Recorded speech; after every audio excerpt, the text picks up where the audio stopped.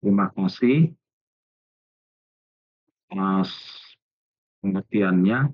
Jadi eh, karena agenda saya cukup padat pada saat di Jakarta dan pada saat kemarin malam pulang, itu luar biasa macetnya di Tembalang. Wah, saya nggak ngerti kenapa itu ya. Sore ini juga di kampus ke rumah itu tembus ya 50 menit. Rupanya di dekat jembatan apa itu Banjarsari Pertigaan itu ada tanah yang apa ya aspalnya anjlok, jadi nggak kapasitas jalan yang berkurang. Oke, baik rekan-rekan, sebelumnya saya mohon maaf atas ketidaknyamanan ini karena memang ada hal yang harus saya kerjakan di Jakarta terkait dengan RUU transportasi online ini. Di malam ini kita akan membahas terkait dengan elemen sistem transportasi laut. Saya share screen, apakah sudah terlihat?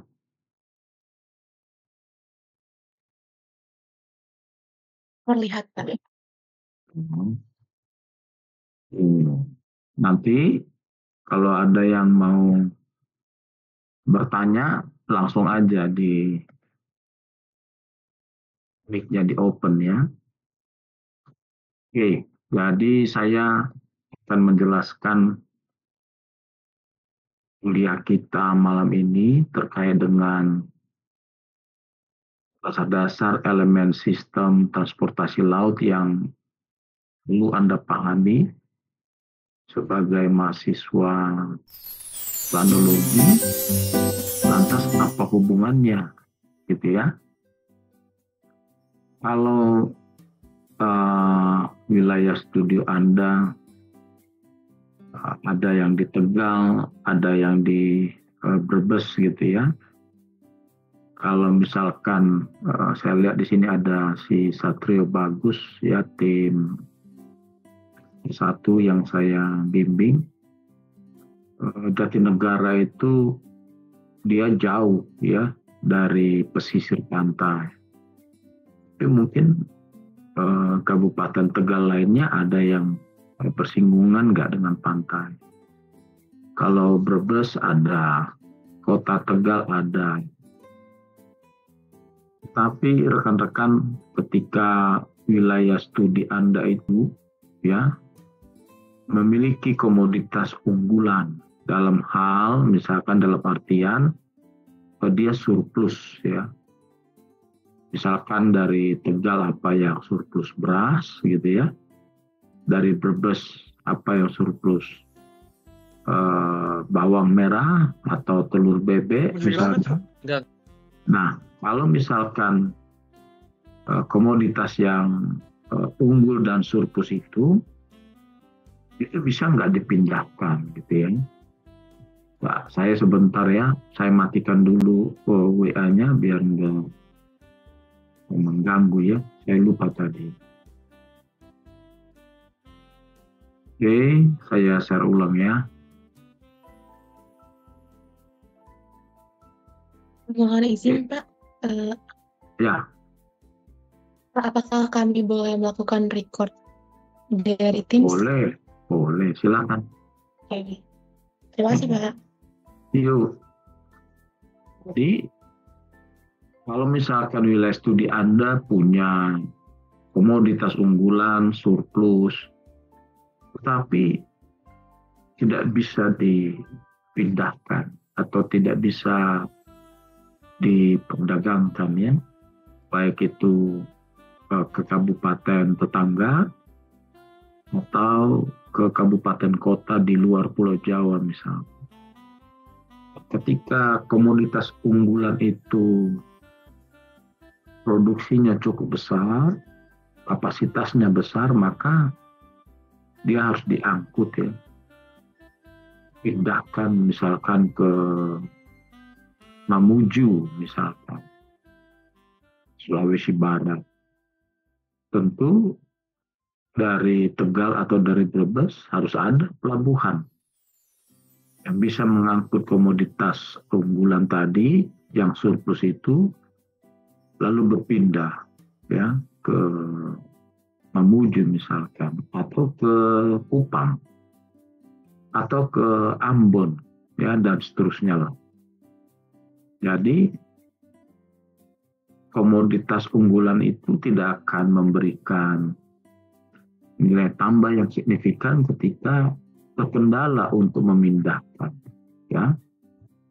Misalkan dari Jatinegara dia jauh dari bibir pantai ya, pasti akses jaringan jalan yang pertama kita lihat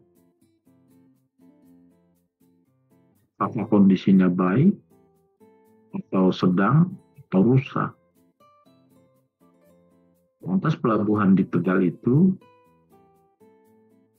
jenis kapal apa yang bisa sandar, kan gitu ya, yang bisa mengangkut komoditas unggulan itu sehingga bisa dipindahkan sekaligus ya ke Kupang, ke Ambon, ke Mamuju misalnya. Nah, tentu interaksi antara sistem jaringan jalan dan juga sistem transportasi laut tadi itu menjadi penting. Nah, elemen-elemennya apa saja, gitu ya. Jadi kalau kita lihat ya, misalkan saya kasih tunjuk ini ya, ini tadi komoditas unggulan Anda. Lalu di packaging ya, apakah dia nanti dalam bentuk peti kemas atau curah kering ya, curah kering misalkan beras ya, batu bara, atau dalam bentuk cair, minyak goreng atau barang lainnya ya, produk-produk lainnya. Nah, bisa juga bahan baku ya. Nah, semuanya ini ya, kargo ini atau muatan ini kan diperdagangkan antar pulau ya tentunya ya. Nah, kargo nanti dia membutuhkan pelabuhan tadi ya. Tentu dari backup areanya atau dari hinterlandnya dia pasti butuh pelabuhan. Kan barang yang kita mau kirim itu pasti butuh kapal. Sehingga komoditas itu bisa dipindahkan ke tempat lainnya gitu ya. Nah, perpindahan barang itulah yang kita harapkan untuk memberikan nilai tambah ya. Nah, di sini di industri galangan kapal ini pasti akan ada aktivitas bisnis. Jadi ketika Pak Jokowi mengatakan Indonesia poros maritim dunia 2045, lantas apa yang sudah dilakukan? Dari sisi pelabuhan selama Pak Jokowi memimpin, wah ini sangat progresif. Dari sisi pembangunan kapal, ya lumayan loh, gitu ya. Dalam artian, kapal kita atau industri galangan kapal kita itu mampu nggak ya membangun sejumlah kapal baru yang dibutuhkan negara ini. Tentu industri galangan kapal itu kan rata-rata milik swasta. Negara kita punya uang nggak? Gitu kan? Sehingga kalau kita lihat sistem transportasi laut kita yang ada di tengah ini, irisan dari kargo, pelabuhan, dan kapal itu sendiri. Nah, pelabuhannya oke. Kapalnya ya cukup oke gitu. Tetapi kargo atau muatannya atau demand-nya itu mengharapkan dari aktivitas yang sudah ada saja, atau ada demand yang di-create gitu ya. Jadi ketika Anda analogikan dengan apa yang dilakukan Menteri Keuangan yang baru, Pak Purbaya, ya uang negara itu jangan disimpan-simpan. Benar itu. Ya. Jadi government spend itu, kalau uang negaranya ada, ngapain ditahan tuh sampai 500 triliun itu? Aneh gitu ya.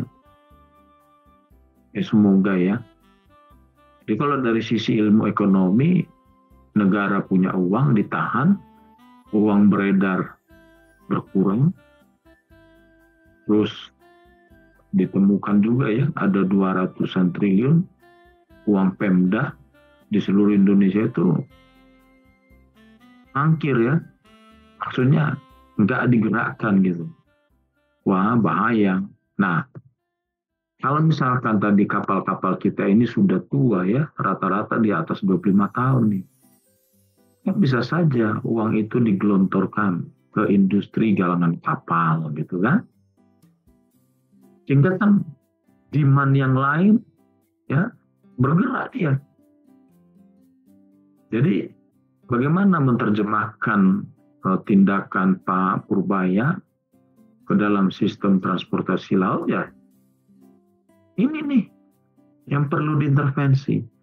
Kalau ini kan udah banyak nih, lantas yang ini apa nih yang harus dibantu nih ke peternak ayam, sapi, kambing gitu ya, bebek, atau ke petani melon, ya, apa? Ini kah? Subsidi pupuknya ditingkatkan lagi kah, gitu kan? Jadi, saya pribadi ya, setuju ya, apa itu uang rakyat ditahan-tahan di Bank Indonesia. Nah, bayangkan kalau ketiga ya elemen ini berinteraksi secara berimbang, ya, pertumbuhan 6%, 7%, 8% itu bukan sesuatu yang mustahil. Tetapi kalau selama 10 tahun Pak Jokowi intervensi ini, lantas dia tidak intervensi ini dari sisi tata ruang. Ya kan? Investasi, kawasan industri. Mana? Kawasan industri terpadu Batam. Itu PMN. Ya, Subang Smart Metropolitan. Ya, sempat mandek. Pelabuhan Patimban, kemarin saya terbang sore dari Jakarta,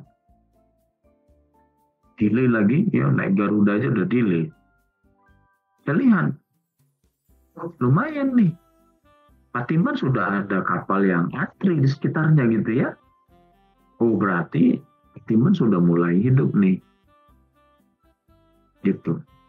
Jadi kargo atau muatan itu harus di-create, jangan mengharapkan yang sudah ada, ya.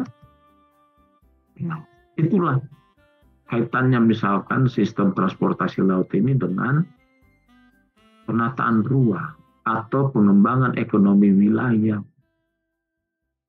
Ya, saya bisa memahami ya kompleksitas ini karena tugas akhir saya dulu di situ ya, di Pelabuhan Belawan, dalam mendukung ekspor CPO, minyak kelapa sawit dari Sumatera Utara.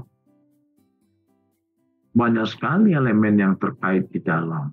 Ya. Di luar ini ada lagi tangki penimbunan, pipanya, diameter pipanya, kekuatan pompanya.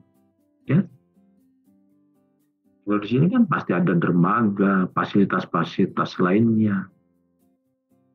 Kalau di jaringan jalan ada rambu-rambu lalu lintas, di laut ada, ya, namanya SBNP, Sarana Bantu Navigasi Pelayaran. Mercusuar, buoy, ya, itu menunjukkan bahwa di sekitar mercusuar atau buoy itu ada karang. Jadi jangan lewat situ. Karang kapalmu itu kandas, ya, nggak bisa kemana-mana. Oke, nah, kira-kira inilah, ya, elemen dari sistem transportasi laut yang saling berinteraksi.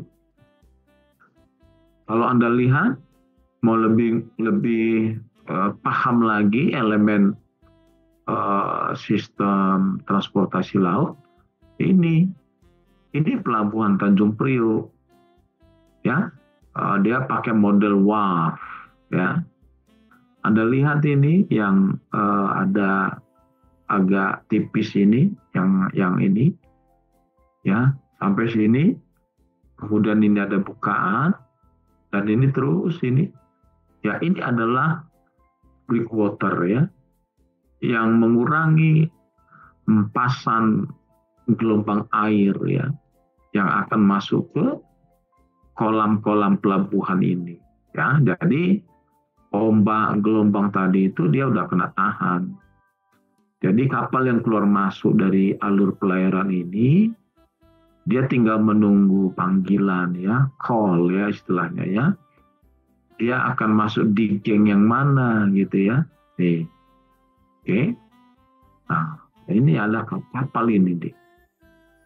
Ini dermaga, ya, ini kapal, ya. Dan ini adalah dermaga-dermaga, ya, kanan kiri di Tanjung Priok.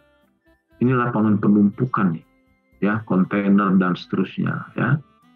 Ya, ini udah pemukiman penduduk ini yang rapat-rapat ini. Kira-kira banyak nggak elemen? Belum lagi kalau bongkar muat kontainer itu dia pakai crane, ya, yang memindahkan kontainer itu dari kapal ke sisi daratan, ke lapangan penumpukan sementara, ya, di sekitar dermaga ini. Nanti kalau udah ditumpuk dia bisa di sini, ya, kontainer yard, begitu. Dan inilah Anda lihat ini pergudangan ini gudang ini. Aktivitas pelabuhan ini, ya, pelabuhan yang paling besar, ya, di Indonesia, di Tanjung Priok ini luar biasa, perputaran uangnya, gitu, ya. Nah, saking dominannya pelabuhan Tanjung Priok ini justru membuat kinerjanya semakin turun, ya.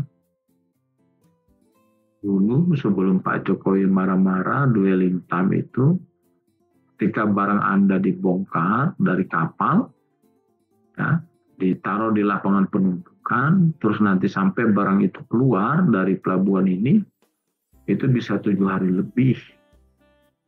Dan tiap hari itu barang Anda, kontainer Anda kena cas, ya, di lapangan penumpukan sementara, di lapangan penumpukan kontainer, itu uang semua.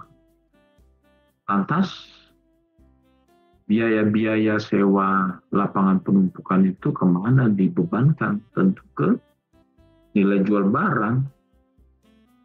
Makanya komoditas barang dari Indonesia itu sulit bersaing karena biaya di pelabuhannya udah sangat tinggi. Anda boleh beritahu dari artikel yang Anda miliki lewat SSO itu, bagaimana China, Singapura, gitu, ya, Thailand, itu semua berkompetisi. Vietnam, informasi yang saya dengar dari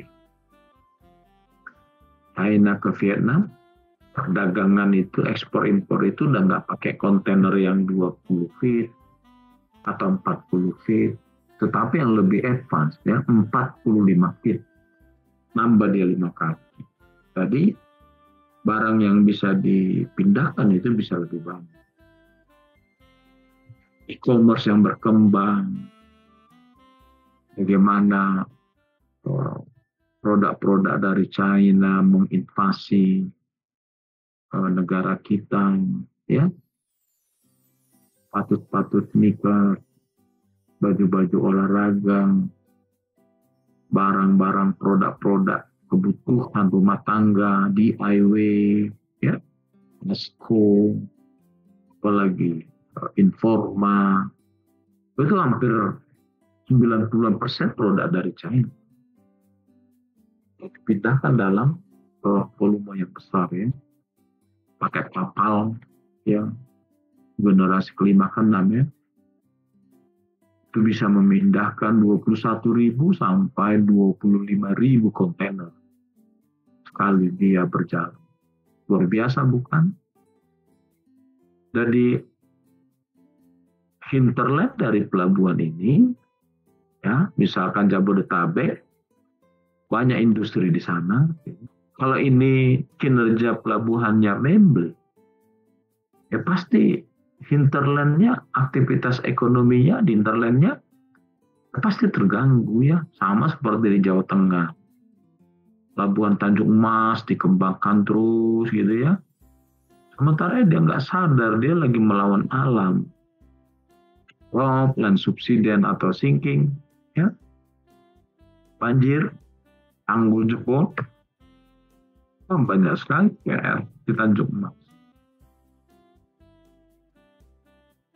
Kinerja pelabuhannya membeli, ya implikasinya pasti pertumbuhan ekonomi wilayah di Jawa Tengah itu ya pasti membeli. Ya 11-12 kan dengan pertumbuhan ekonomi nasional hanya main di angka 5%-an gitu, ya. Nah, semoga nanti kita tunggu, ya, akhir tahun, ya, apakah kebijakan strategi Purbaya itu mampu meleverage sehingga pertumbuhan ekonomi tembus 6%. Nah, itu targetnya, ya. Tanpa kinerja pelabuhan yang baik, ya, ininya nggak dibenahi, birokrasi di sini masih ruwet, semuanya wani piro gitu, ya babak belur juga Pak Purbaya gitu.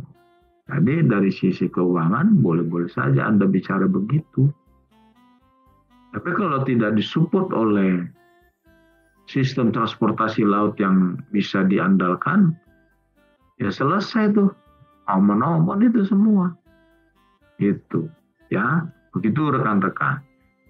Baik, mungkin ini Anda bisa baca, ya. Oke. Kalau dulu pelabuhan itu harus aman, ya, dari gempuran angin, gelombang air, ya. Dan di pelabuhan juga harus ada SPBU-nya. Atau nanti kalau kapalnya pakai LNG, ya harus ada SPBG-nya. Harus ada industri galangan kapal, ya.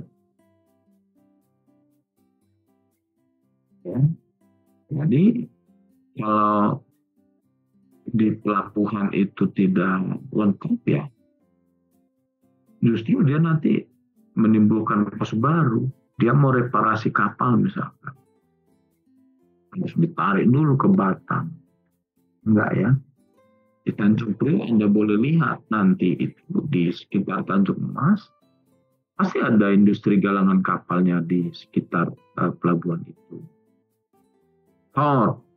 Tentu dia punya fasilitas, ya, baik di terminal laut yang ada di sekitar dermaga maupun di sisi darat, di container yard, ya, atau lapangan penumpukan sementara, baik yang tertutup maupun terbuka gitu, ya. Ini pelabuhan zaman dulu, ya. Sekarang di Kijing, ya, di Kalimantan Barat Anda bisa lihat lewat Google Earth, di Kuala Tanjung, di Bitung, ya, luar biasa itu. Kalau Kuala Tanjung saya udah 3 kali ya, saya kayaknya ke sana itu eh, dia pakai model Crystal, dibangun menjorok ke Selat Malaka. Nah di ujungnya itu dibangun dia breakwater seperti yang di Tanjung Priuk tadi ya. Dermaganya sekitar 1 kilometer ya. Kurang lebih bukan, dia harus disupport ya dengan fasilitas-fasilitas seperti ini, train ya, undangan, terminal di sisi daratnya, termasuk nanti akses jalan tol seperti ke Tanjung Priuk, Tanjung Emas nanti akan ada akses tol ya, dan ada juga nanti akses kereta api. Nah, ini Anda bisa baca sesuai dengan peraturan pemerintah tentang kepelabuhanan. Anda bisa lihat di sini ya. Pasti pelabuhan itu ya nggak lepas dari ekonomi wilayah. Gitu rekan-rekan.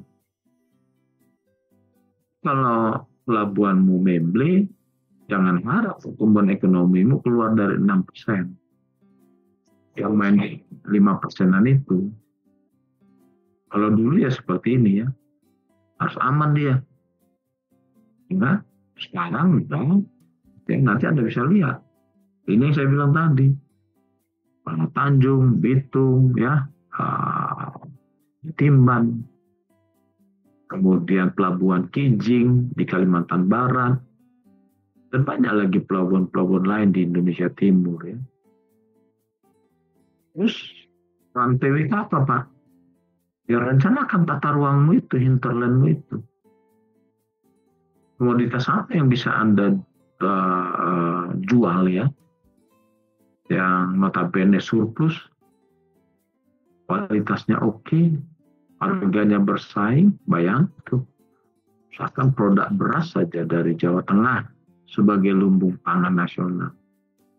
Ya harusnya tidak bisa lagi hanya mengandalkan Tanjung Emas. Harus ada alternatif lain. Bagaimana dengan Pelabuhan Tegal? Ya, begitu dia. Karena yang dibilang Purbaya itu, BUMN kita ini rasa-rasanya menjadi seperti asosiasi garong seluruh Indonesia ya, gitu ya. Fasilitasnya gila-gilaan ya, saya tahu lah. Apalagi di Pelindo ya. Ya kalau ada orang tuanya kerja di Pelindo, mohon maaf sebelumnya gitu kan. Kenapa? Luar biasa. Asetnya, itu di atas 100 triliun. Aset lo ya. Tapi dividen yang diperoleh, yang diberikan ke negara itu hanya 10 triliun per tahun. Itu. Ya. Gimana? Katanya kita negara kepulauan. Pelabuhan yang bisa diandalkan yang mana ini? Tanjung Priok, mana? Lawan. Mana? Semuanya feeder ke Singapura.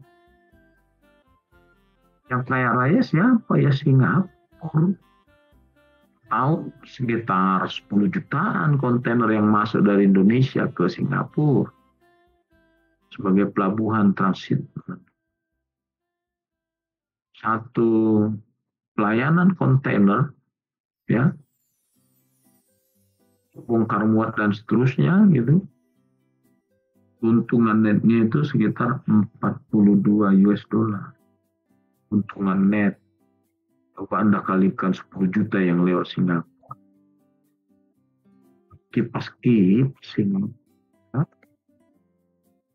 Jadi apa? Investasi yang udah gila-gilaan di Kuala Tanjung, di Bitung gitu. Masa kita nggak bisa direct ekspor? Yang benar aja.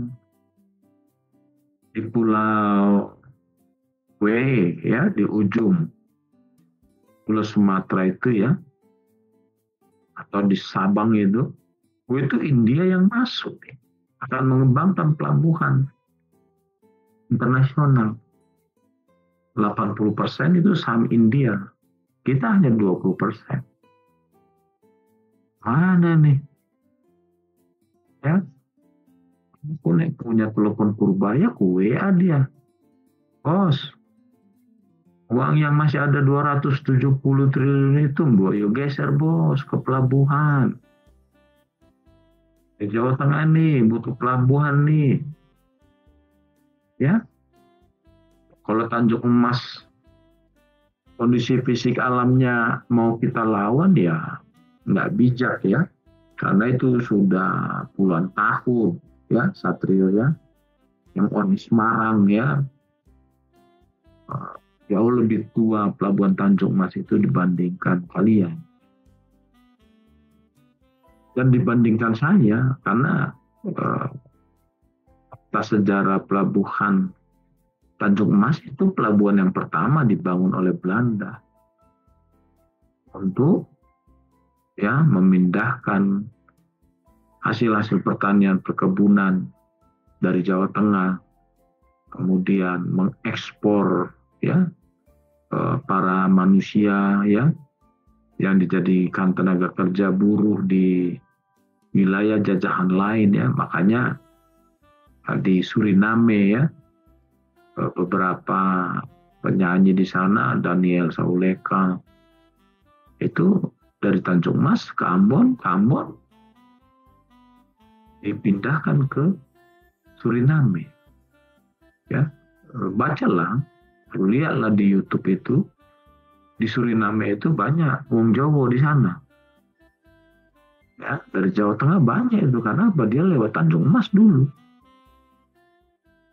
Ya, yang pertama dibangun itu ya Tanjung Mas.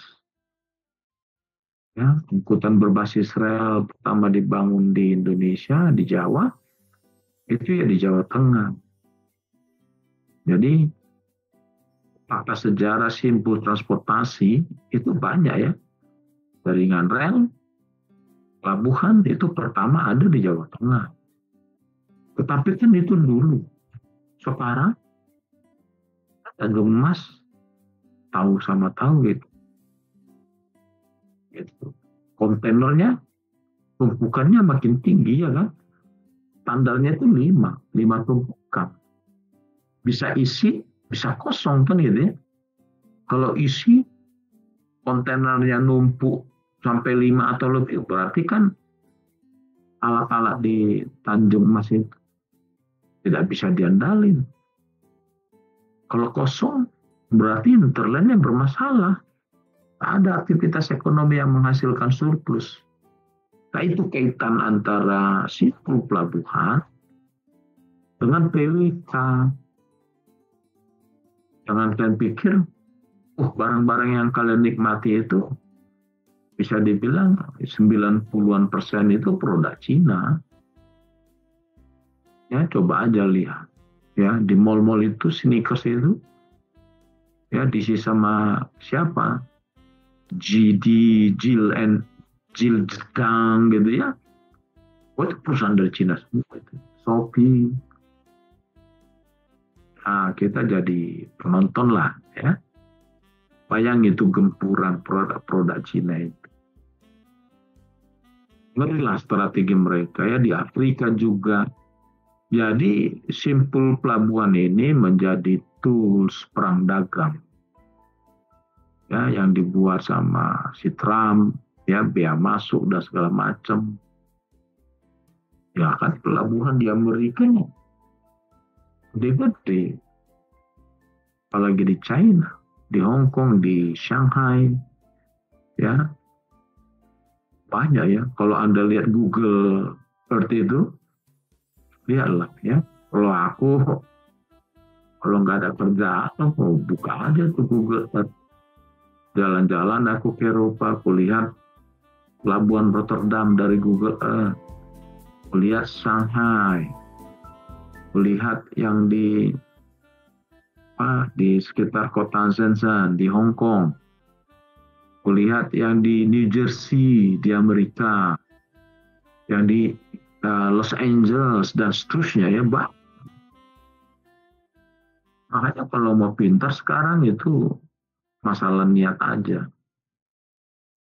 Dan bisa kita jalan-jalan gratis hanya modal wifi atau kuota gitu, tetapi kita bisa memahami ya siapa sebenarnya yang menguasai lautan dunia ini. Bukan Cina, bukan Cina. Yang menguasai lautan di dunia ini ya Amerika sama Prancis, London, dan 3 negara ini bukan Cina. Gitu. Hanya si Trump itu suka-sukanya ya membuat dia masuk itu. Kenapa? Urusan Panama. Nah, itu ada kaitannya dengan geopolitik, ya fasilitas pelabuhan. Pelabuhan itu menjadi tools untuk perang dagang. Biar kalian paham bahwa bukan hanya sekedar simpul transport, memindahkan barang, terus ada nilai tambah, di sana ada strategi perang dagangnya, perang ekonomi. Begitu rekan-rekan, makanya kenapa PWK perlu memahami ini, kita perlu kasih tahu ya dari kereta, darat, laut, udara gitu kan. Ini Anda bisa lihat ya. Jadi yang di Batam baru jetty temporary ya, pelabuhan sementara. Apa yang kami rencanakan tahun 2021. Sekarang ada, tapi tidak akan mampu dia melayani permintaan bahan baku, ya, bahan bangunan untuk pengembangan kawasan industri terpadu Batang ini. Ya. Tanah tinggal rencana itu. Oke. Inilah, udah lihatlah ya, betapa pentingnya pelabuhan itu dalam konteks mata rantai transportasi dari kegiatan bisnis. Waktu Pak Ganjar gubernur, saya udah bilang berkali-kali ke dia langsung. Khususnya diajak diskusi, saya ingatkan lagi. Tapi memang pejabat di negara kita ini lamban ngambil keputusan, kemudian sangat takut gitu, ya. Jangan-jangan, ya. Kalau jangan-jangan terus ya kapan majunya ya, gitu. Yang penting kan kau tidak korupsi. Ya kan? Kayak Purbaya itu gelontorkan 200 triliun. Ya kalau ada yang saya korupsi, pecah saya, miskinkan saya gitu. Government spend. Lewat apa? Bantuan tadi kan, digelontorkan uang itu. Siapa yang mau kredit? No. Uang berputar. Kalau dia berputar membangun pelabuhan, wow, keren. Tapi jangan pelabuhan asal-asalan seperti yang di sini, ya. Jetty temporary, nah itu namanya. Oke, kita lihat dari aspek transportasi, pelayanan, internet connection dan seterusnya. Kalian sudah punya dugaan saya ya file ini, tapi kita refresh lah sebagai interface clear ya. Laut dengan jalan dengan rel gitu ya, sebagai gateway untuk hinterland Jawa Tengah, Kabupaten Brebes, Tegal. Industri estate clear kan, KIT Batang, di Jepang, di Korea, di Thailand, yang punya garis pantai itu lihatlah. Kita sama Thailand aja nggak mampu bersaing. Logistik Performance Index kita dari tahun 2018 ke 2023 itu sekitar 15 atau 16 poin turun ya. Saking parahnya lah birokrasi di negara ini ya. Presidennya udah ngomong tuh, teriak-teriak, deregulasi, deregulasi. Ke bawahnya, emoh, gitu. Kalau aparaturnya emoh, ya naon. Mau nggak investasi masuk ke negara kita? Biar terbuka itu lapangan pekerjaan, bukan hanya janji kampanye 19 juta. Ya kan? Tapi deregulasi ini nggak dilakukan. Presidennya minta sampai ke bawah. Mau di sini kita cari cuannya ini, gitu kan? Kalau bisa dipersulit, ngapain dipermudah? Nah, kurang lebih kira-kira itu dilema atau paradoks antara statement seorang pemimpin, orang nomor satu di negara ini. Kalau hanya statement, Bapak tidak melakukan monev, apa? Bagaimana Bapak tahu bahwa perintah Bapak itu dilakukan? Ini bukan militer. Sadar nggak? Gitu ya. Di bawah-bawah itu emang militer. Sipil. Cara sudut pandang berpikirnya berbeda. Nggak bisa kalau kau perintahkan di militer deregulasi, ya dalam hitungan hari jalan itu barang. Nah, kalau di bawahmu itu masih ada sipilnya, ya 90% gitu, katanya, emang gaji kami cukup, gitu-gitu deh. Jadi gimana ekonomi kita mau tumbuh? Deregulasi aja nggak bisa. Lari investornya ke Vietnam. Selesai gitu. Ya. Itu udah clear lah ini. Nggak ada yang bisa melawan.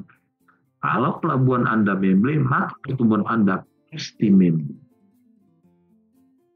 Sudah kita buktikan lah 10 tahun terakhir ya.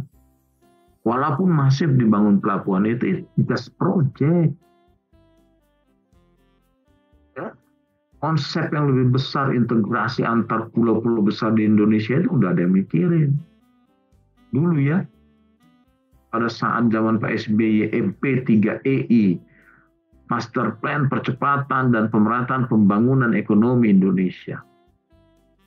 Gak dieksekusi tuh, ganti rezim, ganti kebijakan, ganti mainan, bagi-bagi proyek. Terus mau kemana negara kita? Yakin lo Indonesia emas? Terus saya sorry ya,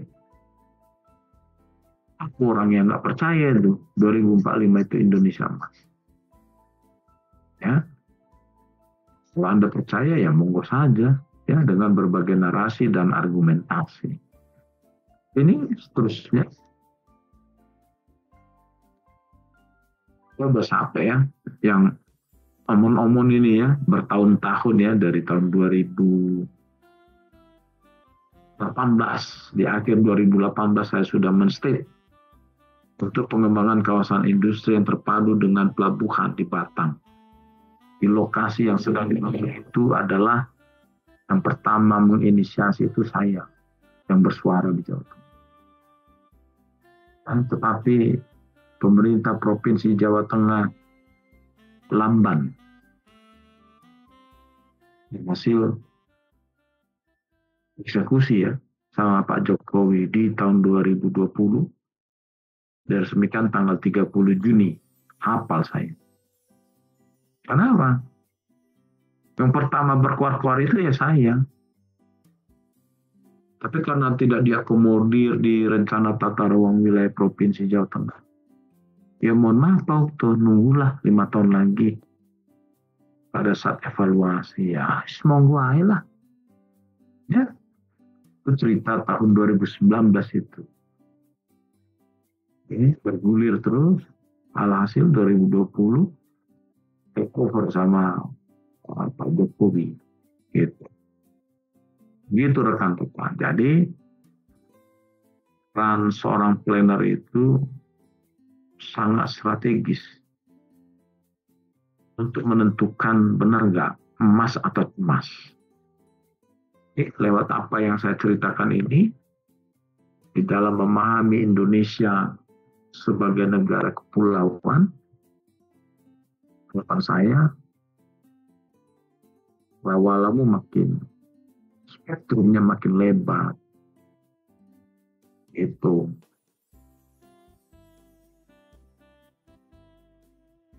banyaklah bangsa ini yang pintar-pintar, gitu ya. Tapi kan yang punya integritas, jujur, gitu ya, susah melihat godaan uang itu. Di situ masalahnya, ya. Lihatlah si Noel itu, ya, kurang apa fasilitas dari negara untuk dia. Ya, tapi karena gaya hidup, hedon dan segala macam, ya selesailah dia. Habislah karir politiknya kan. Gitu kalau orang kemaru, ya. Kalau pernah lihat uang banyak, tiba-tiba lihat uang banyak, mau diambilin semua. Peran memang godaannya, ya. Oke, ini Anda bisa baca. Tidak ada yang spesifik di situ. Ini tadi sudah kita jelaskan. Ini yang membuat biaya logistik dari Indonesia itu menjadi mahal. Dengan situasi atau ilustrasi seperti ini, semuanya terpusat ke sini. Lihatlah persebaran kawasan industri ini. Di Cikarang yang paling besar, ini punya Jababeka. Di sini ada Cikarang Depot, direct to Tanjung Priok by rail. Ya, keren. Saya sudah beberapa kali ke sini, ya. Dan kawasan-kawasan industri lainnya, ya. Di Serang, di Cilegon, di Tangerang, di Bogor, ya, di Bandung, Cianjur, ya, masa lari ke sini semua.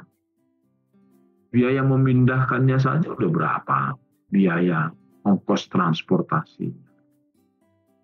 Harusnya kawasan-kawasan industri ke depan itu harus didorong terintegrasi dengan pelabuhan. Seperti apa yang saya imajinasikan untuk pembangunan di Jawa Tengah di riset tahun 2018 itu. Ya, saya rekomendasikan itu. Mas pejabat kita ngono-ngono wae, ya. Bentar A, bentar B, ya kelar lah. Nggak jadi barang itu. Itu rekan-rekan. Seorang planner ya harus mampu dia. Oh, ini ya yang menyebabkan kita tidak kompetitif. Oh, kalau gitu ke depan harus begini nih. Jangan dibiarkan main sendiri-sendiri. Diatur dong oleh negara. Kan negara regulator. Jangan tidur, jangan main golf melulu. Keren itu. Ngomong apa adanya Purbaya itu, ya kan? Itu. Semoga Purbaya lain segera muncul. Itu. Ya. Jadi dengan ketulusan hati, jujur, ya. Nggak silau dengan uang gitu, ya. Pasti Indonesia, yakin aku jadinya emas, ya. Tapi kalau Purbaya menjadi seorang lone ranger, ya, ranger yang kesepian gitu, ya kubur lagi mimpi Indonesia emas itu, gitu. Begitu rekan-rekan. Jadi, ya siapa tahu suatu saat nanti ketemu Purbaya gitu kan, ngobrol kita santai. Siapa tahu nanti ketemu di Bandara Suta gitu kan. Sapa saja, ajak diskusi. Gitu aja, ya. Oke, ini Anda bisa lihat pelabuhan umum, ya, diusahakan oleh BUMN dalam hal ini Pelindo. Pelabuhan khusus biasanya untuk kepentingan sendiri. Contoh Krakatau Steel di Cilegon. Contoh lainnya banyak di Kalimantan. Perusahaan-perusahaan tambang batu bara itu, ya. Ini dari kegunaan pelabuhan ikan ada di Tegal, barang penumpang ada di Tanjung Mas, ya ini yang untuk penumpang. Ya di Gorontalo juga ada pelabuhan. Ini yang namanya crane. Ini kapal yang ngangkut kontainer itu dia bisa pindah ini, ya. Kalau di Singapura bukan satu deh, sekali pindah 4, 6, gitu ya, genap ya. Nah, ini yang saya bilang tadi. Makin banyak kontainer numpuk di pelabuhan. Ada apa? Gitu ya. Dan seterusnya ya. Nah, ini yang saya bilang tugas akhir saya di Pelabuhan Belawan ya. Ini tangki penimbunan CPO. Ini pipa-pipa. Nanti dari tangki penimbunan ini ada rumah pompa yang mendorong CPO itu melalui pipa ini, tergantung diameter dan seterusnya. Dan tergantung nanti dengan kapal tanker yang akan sandar di sini. Biasanya mengangkut sekitar 20.000 ton gitu ya. Sekali dipindahkan. Kenapa? Itu uang semua itu. Itu. Ya, jadi dari sisi geografis ini alam ya seperti ini. Banyak di Sulawesi Tengah gitu ya. Kurang lebih seperti ini ya. Jadi ini karena pulau-pulau yang terbentuk ini. Jadi alur pelayarannya itu masuk dari sini. Jadi di sini dermaga-dermaganya. Kalau ini kan enggak. Ini laut terbuka untuk mengurangi gempuran gelombang air dan angin, dibuatlah semacam breakwater ini. Kan ini dia. Ini dari atas toh. Yang ini adalah yaitu yang ini. Titik ini ada di sini. Yaitu adalah pintu keluar masuk kapal. Nanti bersandar di sini. Ini dermaganya model trestle ini. Ini data-data ya, pelabuhan-pelabuhan komersial pasti diusahakan oleh BUMN ya. Irindo sisanya ya negara harus hadir ya, yang tidak diusahakan sangat dibutuhkan di Indonesia Timur. Ya, saya sudah lumayan banyak yang saya kunjungin. Ya memang simpul pelabuhan itu menjadi sumber penghidupan ya. Di Sulawesi Utara ada Kepulauan Buhias ya, wah itu udah dekat dia ke Filipina ya, di Morotai, di Tulehu, di Maluku gitu ya. Sangat luas Indonesia ini ya. Kalau ini ya mungkin Anda bisa baca ya, fasilitas intermodal, rel dengan pelabuhan, truk dengan pelabuhan. Jadi biasanya ada istilahnya itu direct flow. Ya, dan seterusnya. Minggu depan kita akan belajar apa itu indikator kinerja pelayanan pelabuhan. Ya, kalau ini kan masih kita belajar elemen-elemennya, inilah elemen itu semua. Breakwater, kolam pelabuhan, dermaga, fender ini adalah karet-karet yang nempel di dermaga ketika kapal dia mau sandar, biar lambung kapalnya itu enggak retak, tidak retak. Ya. Alat ambat ini ya besi-besi yang untuk menambatkan kapal, tali-tali dari kapal diikatkan ya. Nah, ada fasilitas yang ada di darat tertentu, gudang, kantor gitu ya. Dan juga nanti dari kantor-kantor cabang ya, yang perwakilannya ada di pelabuhan. Ya ini semua harus ada di dalam satu pelabuhan. Terminal barang potongan ini biasanya barang yang ada di dalam kontainer ini berbagai orang memilikinya ya, perintilan lah ya. Dan dia bisa dikonsolidasikan di dalam satu kemasan dengan negara tujuan yang sama ya. apron, apa itu apron, di bandar udara juga ada apron gitu ya. Itu adalah halaman di atas dermaga ya, dari sisi muka dermaga sampai nanti gudang laut ya. Itu biasanya sebagai lapangan penumpukan sementara atau terbuka gitu ya. Begitu rekan-rekan, ada standar-standarnya, gudang laut, lapangan penumpukan terbuka dan seterusnya ya. Nah, tergantung nanti jenis barang apa yang mau kita tumpuk. Lihatlah di Tanjung Mas itu. Berapa lapis itu kontainernya itu ditumpuk-tumpuk ya. Lebih dari 5. Bahaya ya. Ya, apakah kinerja pelabuhannya yang jelek, alat-alatnya jelek. Kalau dia kosong berarti hinterlandnya tidak diurus ya, kargonya jadi nggak ada, lawang kosong. Ya, ini Anda bisa baca. Ini DWT ini dead weight tonnage atau bobot mati. Ya. Ini standar-standar perencanaan untuk fasilitas-fasilitas tadi. Ya, di gudang dan seterusnya harus memikirkan sirkulasi. Jangan gudang itu, kalau Anda lihat gudang itu emang diisi semua, enggak kan?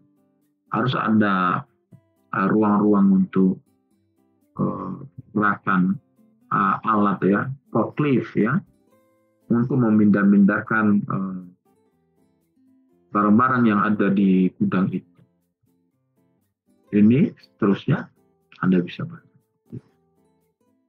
Fasilitas penanganan barang ada derek kapal, kren darat ya, alat pengangkut muatan di dermaga atau di atas dermaga.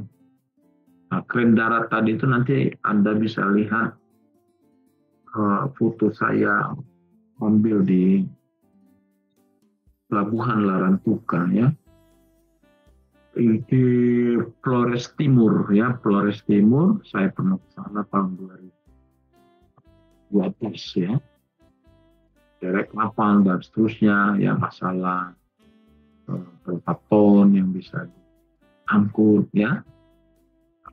Ini yang kren darat itu yang ini ya.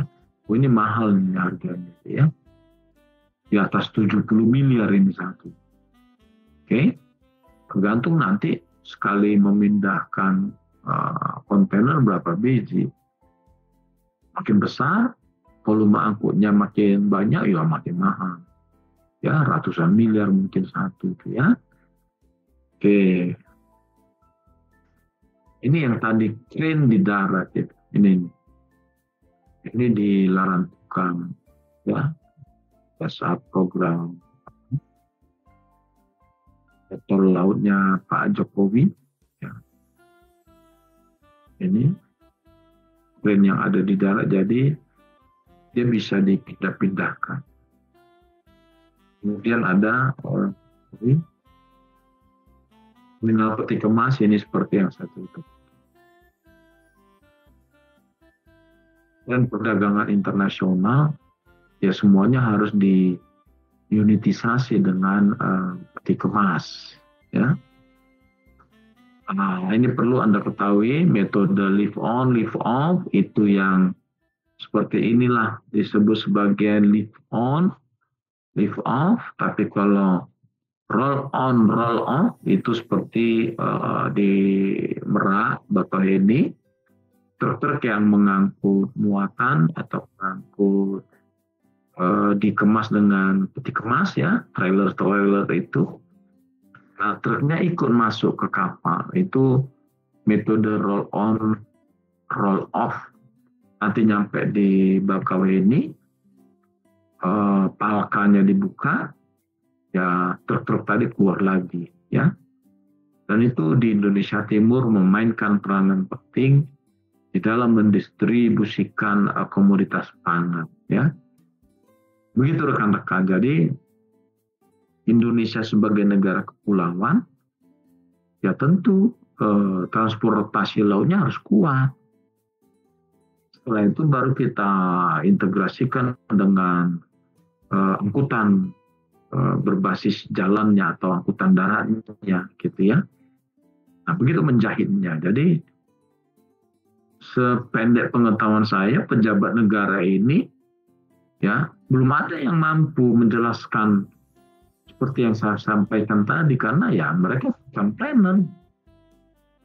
AHY sekalipun ya omong-omong juga. Tapi kalau kita sebagai planner, apa ini yang menjadi masalah di bangsa negara kita ini? Indonesia bagian barat, apa masalahnya? Apa sama dengan di bagian tengah? Apa sama dengan di bagian timur? Tentu tidak. Sehingga kebijakan yang harus kita lakukan jangan pukul rata dong. Sesuaikan dong dengan karakteristiknya. Nah, kalau planner mampu dia mengimajinasikan itu, mengkonsepkan itu, lalu bagaimana mengoperasionalkannya, ya harus tahu dia. Itu yang membedakan planner dengan non-planner. Ya. Oke, kalau kalian lihat statement Prabowo yang ngabsen menterinya, banyak S3. Menteri Dalam Negeri, Pak Tito S3. Ya Shirley S3, banyak S3. Menteri Transmigrasi S3. Kapolri S3. Bayangin tuh, ya. Mana bukti S3-nya? Masa nggak bisa membenahi sistem ini? Untuk ada Pak Pukbaya. Ya, dia sisi keuangannya. Dari sisi teknis lainnya gimana? Nah, ini lihat. Yang di Tanjung Priok, ini super trailernya nggak kasih uang ke timba yang diturunkan dari kren itu, nggak dipindahin. Ini dimarah-marahin Pak Jokowi itu. Ya kan? Wani Piro itu, wah di pelabuhan itu ilhamnya didapat. Ya kan? Honorable, dibagilah rezekinya dikit-dikit. Itu ya maksudnya. Cuma jadi pungli kan. Ngeri kan? Sesama anak bangsa ya diadu domba aja. Begitu. Jadi kuliah transport, kuliah pelabuhan bisa sampai narasi kebangsaan. Satuan Indonesia itu dirajut di mana? Di laut. Ini ya, alat-alat ini nanti ada di lapangan penumpukan kontainer ya. Carrier atau straddle loader itu yang ini deh. Yang ini bisa bergerak sana kemari. Ya. Side loader ini untuk mengangkut peti kemas ya. Untuk 3 tumpukan. Transtainer ya. Dan seterusnya. Oke. Kalau ada akses kalian bisa masuk ke Tanjung Mas ya, lihatlah itu. Dari luar dia mati ya. Dulu Mas Yoga itu setelah kuliah ini dia gabut gitu, dia pergi ke RI Marta Dinata ya, melihat pelabuhan Tanjung Mas dari jauh ya. Terus dia rekam, auto terima kasih ya, aku udah di Tanjung Mas ini mengamati atas materi yang disampaikan Pak. Jadi saya paham bagaimana pelabuhan itu beroperasional. Itu ya. Ada satu itu ya, Mas Yoga. Oke. Metode RORO ini saya sudah jelaskan tadi ya. Trailer truknya masuk sekali. Dan seterusnya ya. Oke. Untuk tol laut ini metode RORO banyak dipakai ya. Kelebihannya apa? Ini kekurangannya juga ada. Ya. Fasilitas pada terminal peti kemas ini jelas, semua ini harus ada. Dermaga tentu harus ya. Biasanya ada bertipe war, ya di sini ada dermaga, di sini langsung ada lapangan penumpukannya. Kalau yang dua Kuala Tanjung itu dia menjorok ke laut, lapangan penumpukannya terpisah dari dermaganya. Jadi ada fungsi kos ya untuk memindahkan dari kapal sejauh sekitar 2,5 kilometer ya, threshold di Kuala Tanjung ya. Saya sudah 3 kali ke sana, terakhir tahun 2023 bulan Maret. Ron tadi sudah saya jelaskan, marslingnya lapangan penumpukan sementara, ya itu di dekat apron. Kontainernya itu yang ini, yang ada alat-alat tadi, straddle loader dan seterusnya.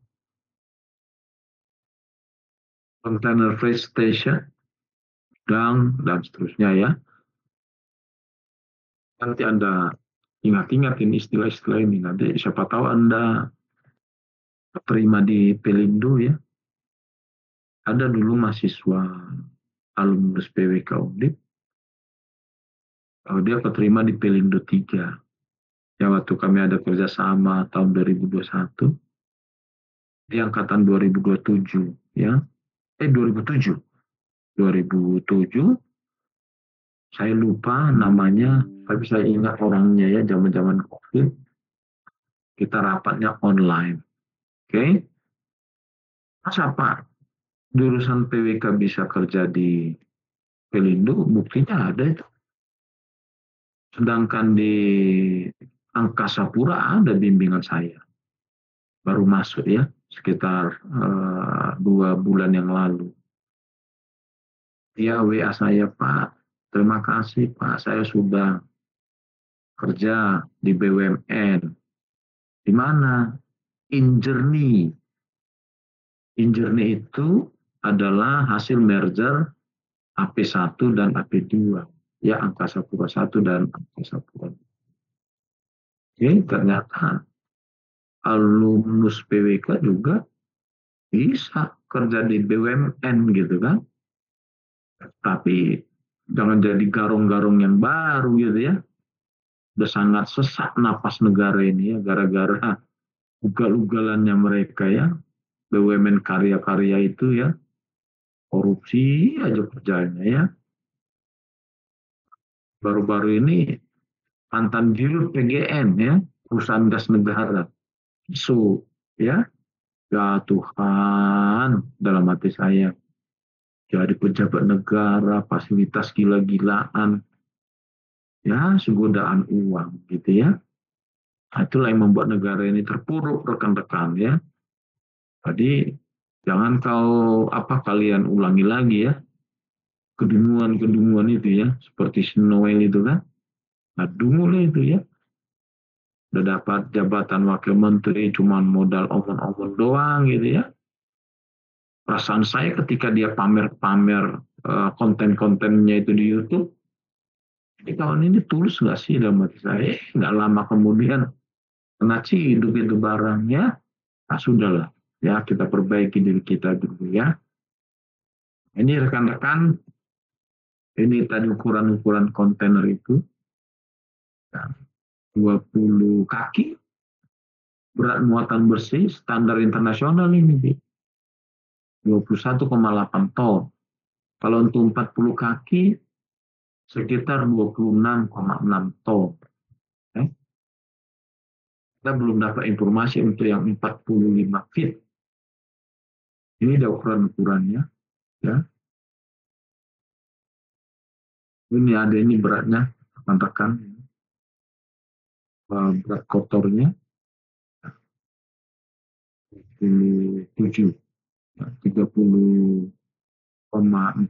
ton. Ya. Kosongnya 4,8 ton ya, yang 45 feet. Begitu rekan-rekan. Jadi seluruh perdagangan internasional itu sudah menggunakan peti kemas.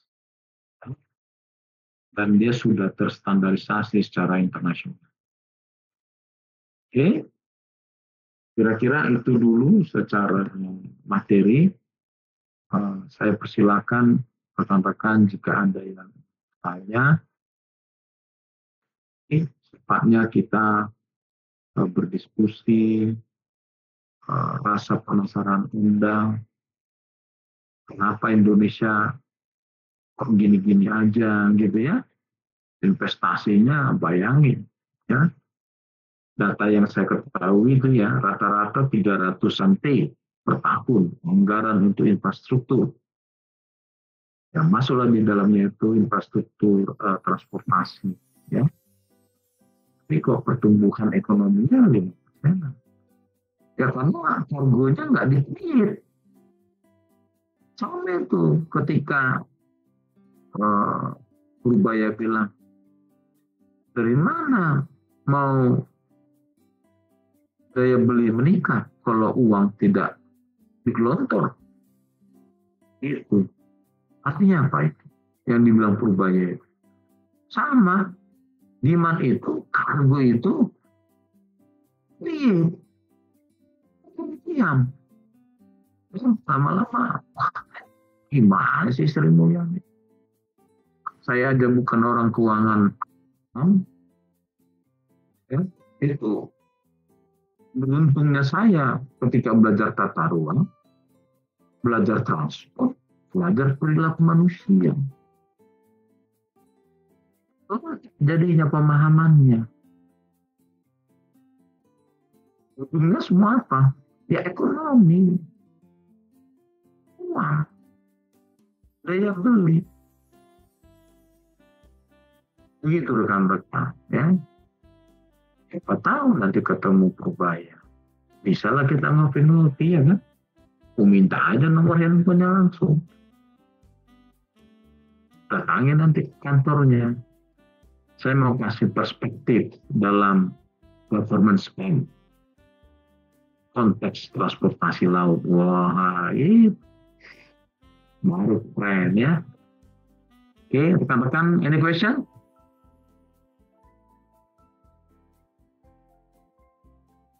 Nah, si Jaki ini ya, banyak kali nama Pangestu. Mana ini Sapang?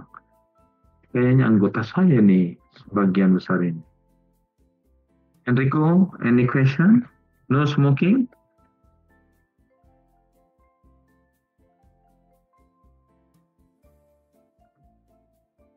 Baik.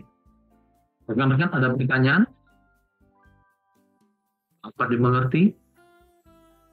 Kok kayak ngomong sama kuburan ini? Dari serem ini. Any question?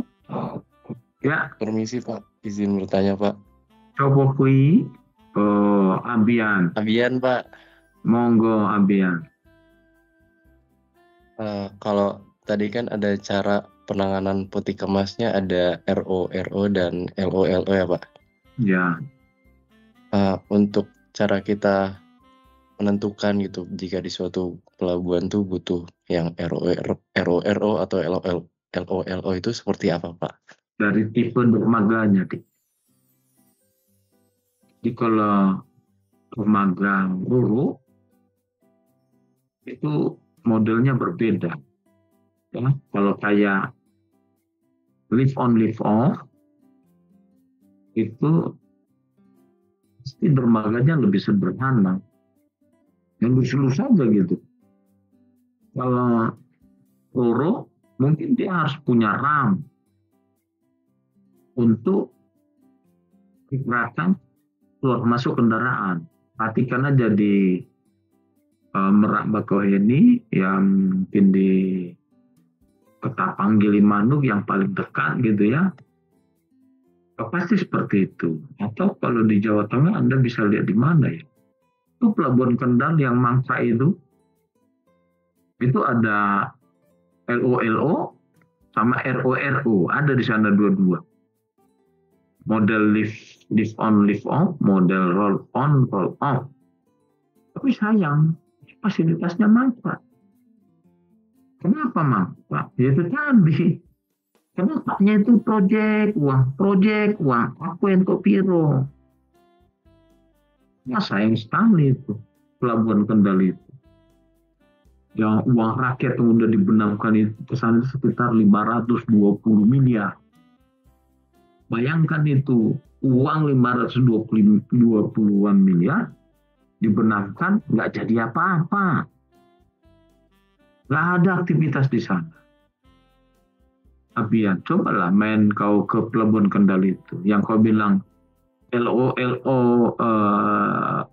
RO tadi, roll on roll off itu, yang membedakan yang satu punya RAM, yang satu tidak.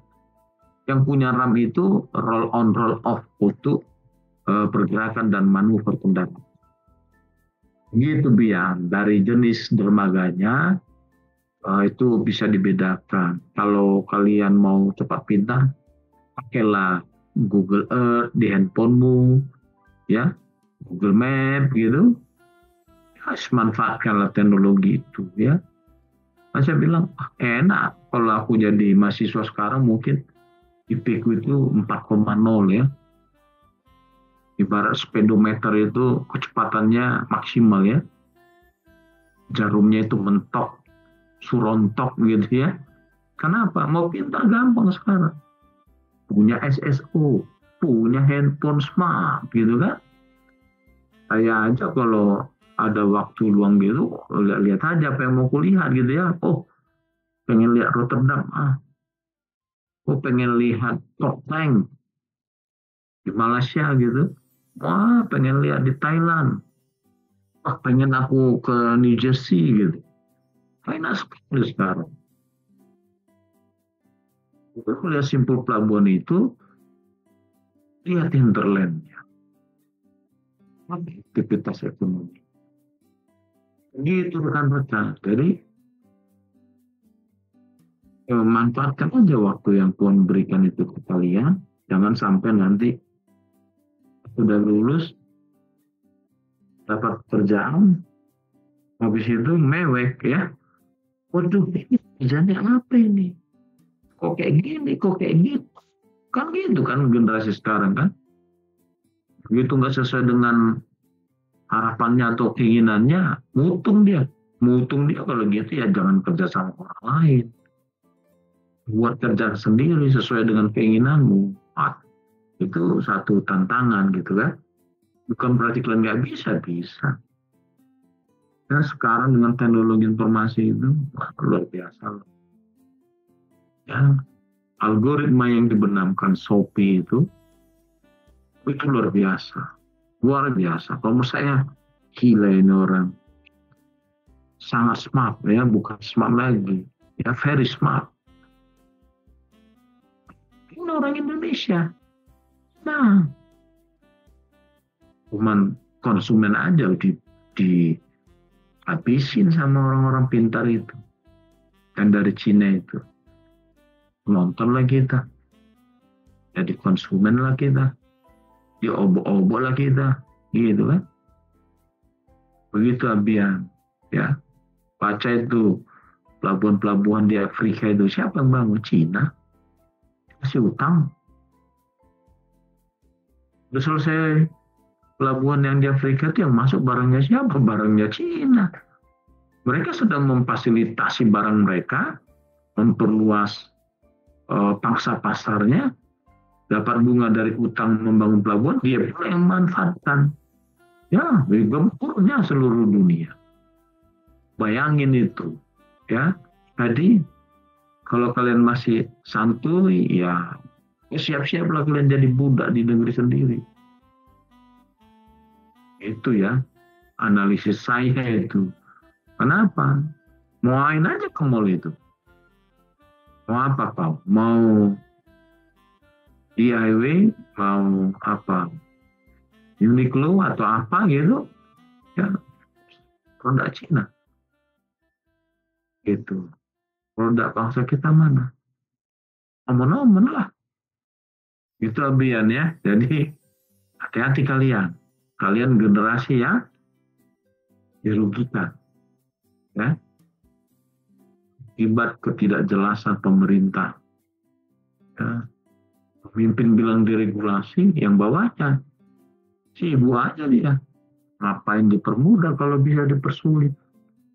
Kalau dipersulit nanti dia ngeback. Wah, angpau. Ngeri ya. Gitu Abia.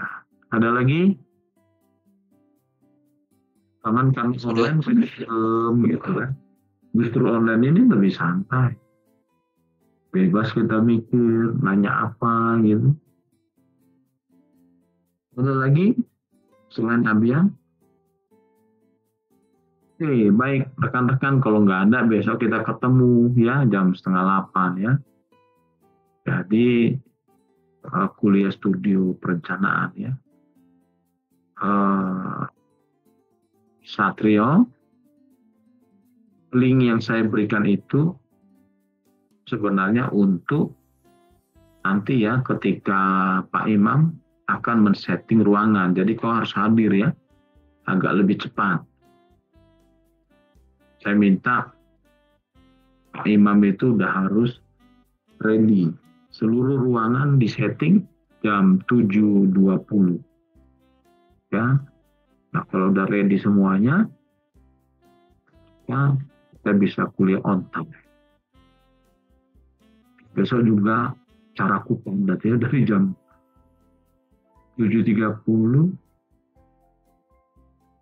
Istirahat cuma setengah jam ya.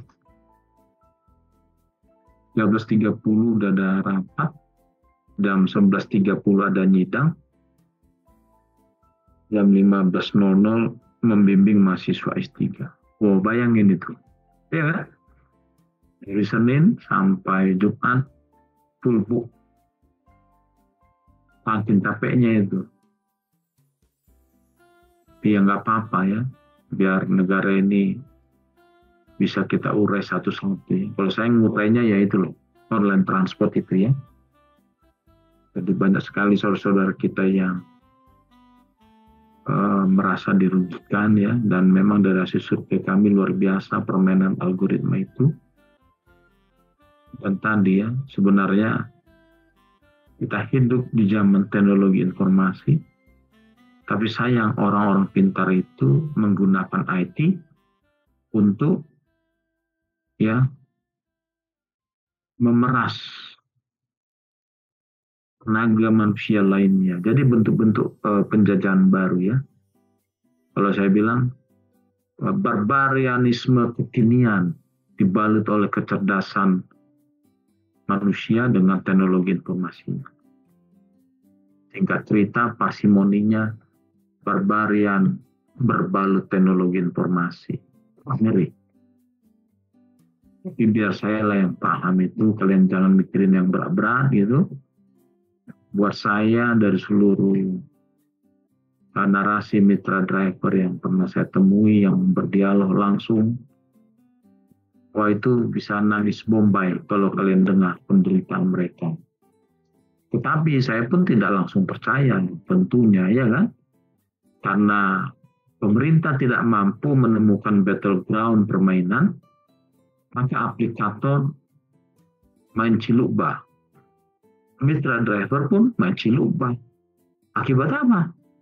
Pemerintahnya nggak tahu harus mengatur apa.